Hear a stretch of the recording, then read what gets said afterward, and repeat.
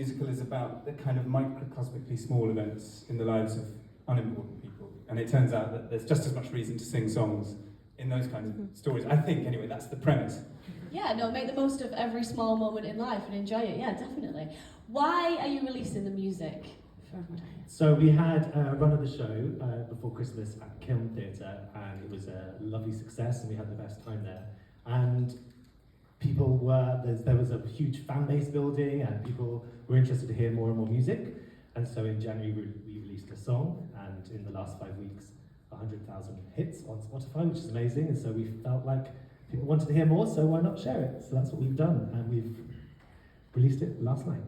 Amazing. I mean, you can hear from New York all the nostalgia, all the references, the little fun bits that everyone will really relate to. You can tell that's why people have been streaming it, and will definitely be streaming it more.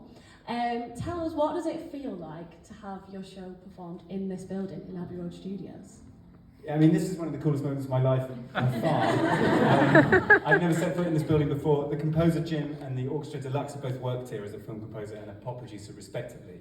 And I think what's so lovely about doing it here is that Lux, our orchestrator, is bringing a lot of his expertise from the pop world into the production of this record. And I would like to think, and I believe we've achieved it, or they've achieved it, rather, I should take the credit, a record that feels as much like a pop album as it does like a musical theatre cast recording. So I hope that it functions as both of those things. And if it does, it's super cool that it launched in the live room at Abbey Road. There's nothing cooler. It's really amazing. And thank you for coming, for goodness sakes. Now, contemporary rom-coms are sort of big at the moment. You know, we've got One Day, which, just a bit of warning, if you haven't watched it, have tissues ready, maybe some flood defences. It depends how much of a crier you are.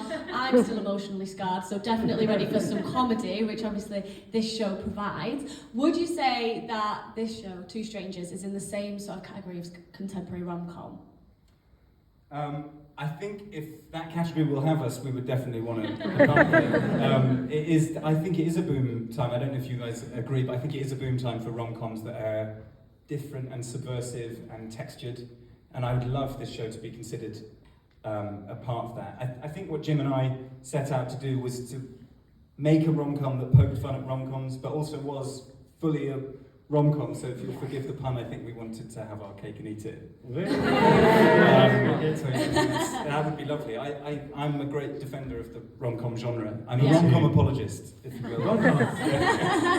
I'm sure that contemporary rom-com will have you. Obviously don't have jurisdiction, but I'm just going to say that they'll if you could put in a good word, that would be I will. I don't know who I'm putting the word into, but I'll try and sort that for you.